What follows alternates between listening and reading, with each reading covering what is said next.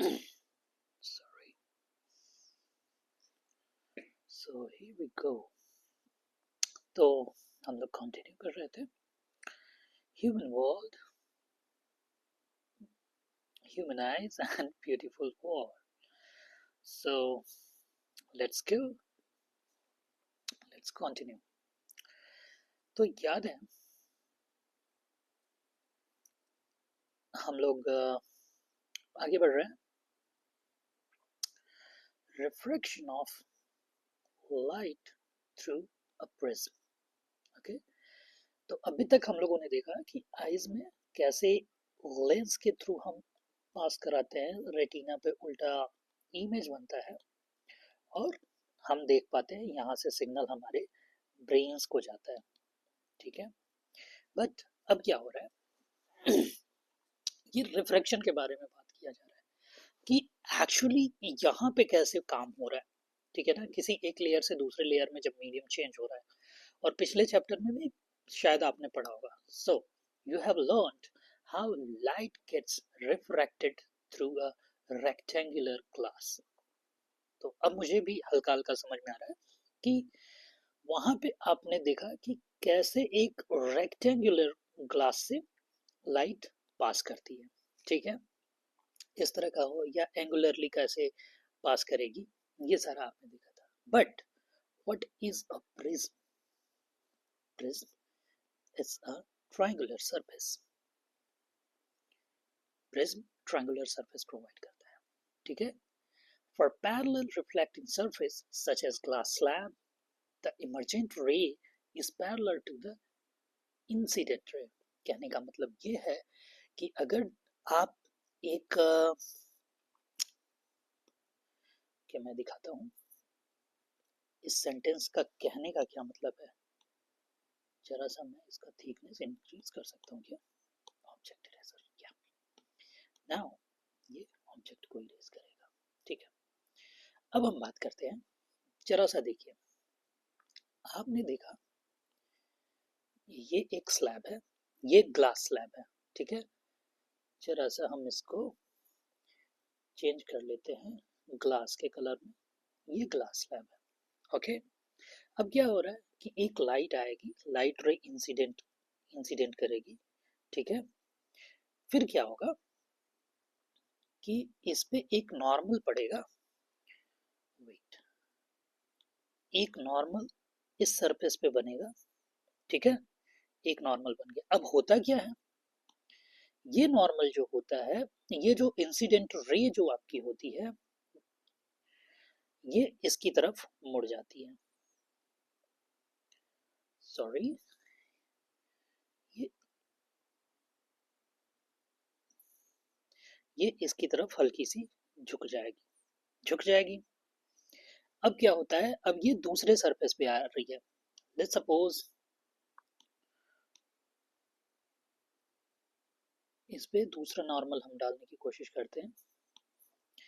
अब ये जो सरफेस है, इस ये अब दूसरे नॉर्मल पे जाएगी और फिर यहाँ से ये लाइट ये नॉर्मल से जरा सी दूर निकल जाएगी. इसी तरह से होता है रिफ्रैक्शन. अब ये क्यों हो रहा है, ये भी आप लोग जानते हैं. When we talk about refraction, हम जानते हैं कि मीडियम के चेंज की बात कर रहे हैं. मीडियम के चेंज होने की बात कर रहे हैं. कैसे मीडियम चेंज हो रहा है? Let's suppose here is air, it is made up of glass, और ये फिर एयर में जा रहा है. यहाँ ग्लास ले लीजिए या वाटर ले लीजिए, कहने का मतलब क्या है कि डेंसिटी इसका एयर है, इसका डेंसिटी ग्लास या वाटर समझ लीजिए, इसकी डेंसिटी फिर एयर है. ये एयर या मीडियम या कुछ भी, कहने का मतलब एक चीज है कि डेंसिटी चेंज हो रही है. ठीक है ना, ये आपको और अच्छा मौका देगा समझने को. ठीक है, हुआ क्या, डेंसिटी चेंज होने से आप जानते हैं, एक नियम याद किए होंगे आप लोग, denser to rare. Why it's behaving like this? उसी लेवल पे काम कर रहा है क्या? Denser to rare away from normal. ठीक है, जब डेंस मीडियम से कोई भी एक ऊंचे घनत्व वाले जगह से एक नीची घनत्व वाले जगह पे जब कोई भी लाइट बीम जाता है तो वो नॉर्मल से दूर जाता है। ये कैसे याद कैसे करेंगे? आप एक शब्द याद कर लीजिएगा, DRAW, denser to rarer away from normal. ठीक है, ठीक है। अब देखिए, अब हो क्या रहा है, अवे डेंसर। अब यहाँ क्या है, यहाँ रेयर है, ठीक है, ये डेंसर है, डेंस है ना, इससे ज्यादा मटेरियल घनत्व ज्यादा होता है, और फिर ये रेयर है। तो यहाँ आप देख रहे हैं denser to rare away from normal दूर हट गया, और ये रेयर टू डेंस जा रहा है, इसलिए नॉर्मल की तरफ झुक गया है। ठीक है, ये दोनों चीज समझ में आई। लेकिन अब बात आती है कि ये सेंटेंस क्या कह रहा था, एक्चुअल जो समझाने वाली बात है।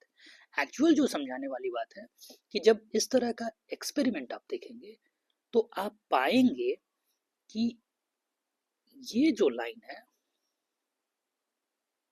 अगर जो इसको पीछे तक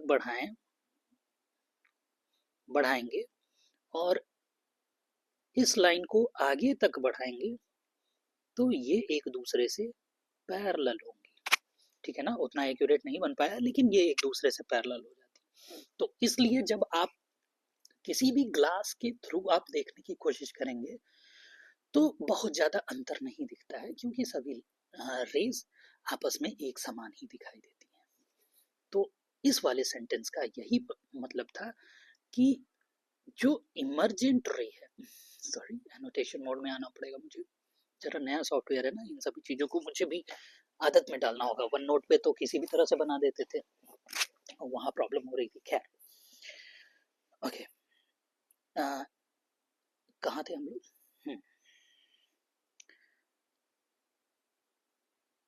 As in glass slab, the emergent ray is parallel to the incident ray. Emergent ray क्या है? जरा सा हम पीछे जाएं तो ये वाली रे जो थी स्टार्टिंग में, ये इमर्जेंट मतलब कि निकलने वाली रे थी, और ये यहाँ पे जो हमने गिराया था वो इंसिडेंट थी, इंसिडेंट रे थी। ठीक है ना, तो इमर्जेंट रे और इंसिडेंट रे। देखिए ये इरेज नहीं कर रहा है, पता नहीं क्या है दिक्कत, मैं समझ नहीं पा रहा हूँ।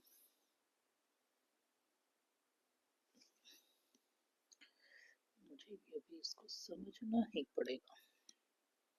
अभी तो रिमूव कर दो यार। खैर, let's see. However, slightly displaced laterally, slightly displaced laterally मतलब क्या, ये यहाँ पे तो इमरजेंट रे थी, अब डिस्प्लेस कैसे हो गई है, ये जानी यहाँ चाहिए थी लेकिन लैटरली डिस्प्लेस हो गई है दूसरी तरफ। ये जो ओरिजिनल रे थी यहाँ पे दिख रही है, यही बात ये समझाने की कोशिश कर रहा है। How would lights get refracted through a transparent prism? अब बात यह आती है कि जब हम बात करेंगे एक ट्रांसपेरेंट प्रिज्म की, तब ये चीज कैसे काम करेगी। ठीक है ना, तो लेट्स देखते हैं कि क्या होता है। It has two triangular base and 3 rectangular lateral surfaces. So इसके पास क्या होते हैं, 2 ट्रायंगुलर बेसेस होते हैं, 2 ट्रायंगुलर बेस होता है और 3 रेक्टेंगुलर lateral surface होते हैं। ठीक है, these surfaces are inclined to each other. The angle between its 2 lateral faces is called angle of prism. तो इसके जो 2 lateral faces होते हैं उसके बीच का जो एंगल होता है उसे क्या कहते हैं, एंगल ऑफ प्रिज्म कहते हैं। Let us now do an activity to study the refraction of light through a triangular glass prism. तो यहाँ पे कुछ एक्टिविटी करने को बता रहा है, तो आप लोग ट्राई करिएगा अब यहाँ पे प्रिज्म देख लीजिए कि what actually prism looks like. ये क्रॉस सेक्शनल व्यू है, ठीक है। तो जो इसका लैटरल फेसेस कह रहा था, ए और बी आप देख रहे हैं, ए और ए बी, तो ए बी ये होगा, ये सरफेस और ये सरफेस, ओके। अब फिर ये जो है यहाँ पे एंगल ऑफ प्रिज्म है, ये एंगल ऑफ प्रिज्म है, दो लैटरल फेसेस के बीच में, ए बी और ए सी के बीच में एंगल ऑफ प्रिज्म है, ओके। यहाँ पे सब कुछ बता दिया है। देखिए, एक पीई इंसिडेंट रे लिया है इन्होंने, ठीक है, पीई इंसिडेंट रे हो गया। फिर उसके बाद ई एफ, यहाँ से ई और एफ के बीच में एक, क्योंकि मीडियम बदल गया, यहाँ समझ लीजिए ग्लास है, ग्लास मीन्स डेंस मीडियम है, डेंस मीडियम है, और इधर रेयर मीडियम मान लीजिए, ठीक है। और इधर भी फिर रेयर मीडियम है, okay. PE F and then F और आर जो हो जाएगा आपका इमरजेंट रे हो जाएगा, या फिर आर ना मान के यहाँ पे एस माना है इन्होंने, एफ और एस इमरजेंट रे हो गया। ये सभी चीजें समझ में आई, ये तीनों चीजें। अब बात आती है एंगल्स की, बात करते हैं।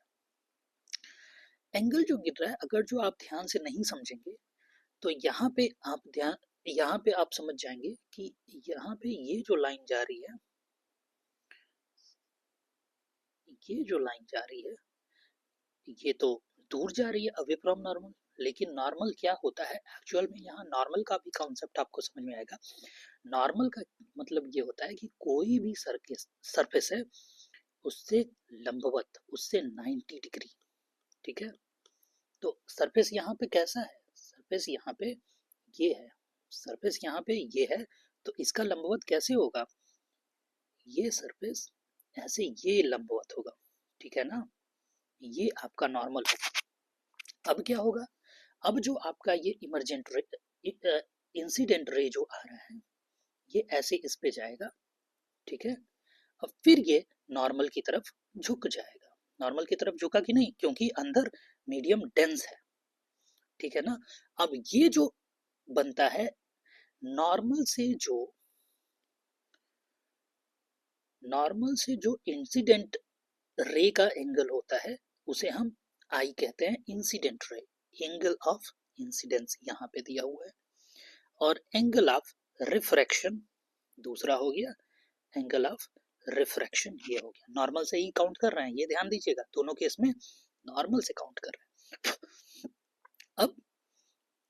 अब मीडियम फिर से चेंज हो रहा है भाई, तो यहाँ पे नॉर्मल बनाओ, एक नॉर्मल यहाँ पर भी बनाना पड़ेगा ना, जो एम और एम डैश है, तो यहाँ पे एक नॉर्मल बन गया। अब क्या होगा, अब जब यहाँ से इमरजेंट रे जो निकलेगी अवे फ्रॉम नॉर्मल जाएगी, क्योंकि बाहर का मीडियम रेयर है, गॉट इट। तो अब ये इसको एंगल ई मान लिया है इन्होंने, इसको एंगल ई मान लिया है, और इमरजेंट एंगल बोल दिया, एंगल ऑफ इमरजेंस। और ये अंदर वाला जो एंगल होता है, एंगल ऑफ डेविएशन, जरा इसको समझिएगा, एंगल ऑफ डेविएशन को भी समझना पड़ेगा। अब यहाँ पे डेविएशन कितना है, वहां पे तो आपने डेविएशन देखा था, जब ग्लास स्लैब से डेविएशन देखा था, तो वो लाइट ऐसे आई थी, यहाँ पे हिट की थी, और ऐसे ही कहीं निकल भी गई थी, उसी डायरेक्शन में, उसी के पैरेलल निकल भी गई थी, ऐसे मान लीजिए। डेविएशन क्या हुआ था, कुछ नहीं, डेविएशन कुछ नहीं हुआ था, जिस एंगल पे गिरी थी, सॉरी, यहाँ पे एक नॉर्मल लगाइए और यहाँ पे एक नॉर्मल लगाइए, ठीक है। तो दोनों पे अगर जो ये एंगल और ये एंगल जब आप देखेंगे, तो दोनों में अंतर नहीं आएगा क्योंकि पैरेलली निकल रही हैं। लेकिन यहाँ पे क्या हुआ है, आप सोचिए कि एक रे सीधे ऊपर जा रही थी, यहाँ से डायरेक्ट ऊपर जा रही थी, ठीक है ना, इधर की तरफ। अब जा कहाँ रही है, अब ये जा इधर रही है। कैसे दिखाऊं हल्का सा, अब ये इस डायरेक्शन में जा रही है कहीं, ठीक है ना। समझ में आ रहा है कि नहीं, कितना बड़ा डेविएशन है, सोच लीजिए कितना बदल गया। और इसी की वजह से आप देखेंगे कि बहुत अच्छे अच्छे प्यारे प्यारे फिनोमेनॉन्स होते हैं। जरा मैं इसको अलाइन कर दूं, ठीक है ना। तो अब एक्चुअल में जो इसका डेविएशन हुआ है, रे का एंगल का डेविएशन जो हुआ है, वो यहाँ पे लिखा हुआ है, आप देख सकते हैं। Let me annotate it with another color with a green only, okay। यहाँ पे एंगल ऑफ डेविएशन लिखा हुआ है, ये एंगल है कि कितना एंगल बदल गया। जो जो जो रे इधर जानी चाहिए थी वो रे इस पे आ रही है, ठीक है ना। तो मुझे लगता है कि ये सारे एंगल्स की कहानी आपको समझ में आ गई होगी, ठीक है ना। ना समझ में आए हो तो एक बार फिर से इसे रिपीट करिएगा, उसके बाद भी ना समझ में आए तो कमेंट करके आप पूछ सकते हैं। I will clear it. Okay, here PE. What is PE? PE, the incident ray. EF is the refracted ray. FS is the वही चीजें बता रहे हैं. You may note that the ray of light is entering from air to glass at first surface AB, and light ray on refraction has bent towards the normal. Normal की तरफ bend हो गई है. At second surface EC, the light ray has entered from glass to air, hence it's been bent away. ठीक है ना, bent away from normal. Compare the angle of the incident and the angle of refraction. तो जब आप angle of incident और angle of refraction में change देखते हैं, चेंज का मतलब अंतर, अंतर का मतलब डिफरेंस, डिफरेंस जब आप देखते हैं तो आप पाते हैं angle of deviation, angle of deviation पाते हैं, ठीक है ना। Each refracting surface of the prism, दोनों पे दोनों refracting, this is similar to kind of bending that occurs in glass slab. क्या ये उसी तरह है जैसा ग्लास स्लैब में बेंडिंग बताया गया था? Definitely not. The peculiar shape of the prism makes the emergence ray bent at an angle to the direction of the incident ray. This angle is called angle of deviation. In this case, angle D is the angle of deviation. Mark the angle of deviation in the above activity of and measure it. मतलब कि कह रहा है कि जो आप ऊपर activity बताया गया था उसको आप देखिए, उसमें एंगल ऑफ डेविएशन क्या होगा, आई मीन दैट मीन्स इस एक्टिविटी में, ठीक है ना। इसी को एज एन असाइनमेंट आप कह सकते हैं, बना सकते हैं, किसी को बताने की जरूरत नहीं है, खुद ही असाइनमेंट हो गया, ठीक है ना। तो मैं उम्मीद करता हूँ कि ये चीज आपको समझ में आई होगी, ठीक है ना। ओके, मिलेंगे अगले उसमें, that is dispersion of white light by glass prism. होता क्या है कि ये जो है, जब एक्चुअली जब ये काम करता है कि ये जो प्रिज्म वाला एरिया काम कर रहा है, लाइक ये इस तरह से जब बेंड करता है तो कुछ कलर्स, लाइट के कुछ कलर्स बहुत जल्दी मुड़ते हैं, कुछ कलर बहुत कम मुड़ते हैं क्योंकि बहुत फास्ट मूव करते हैं कुछ पार्टिकल्स, और कुछ पार्टिकल्स बहुत स्लो मूव करते हैं।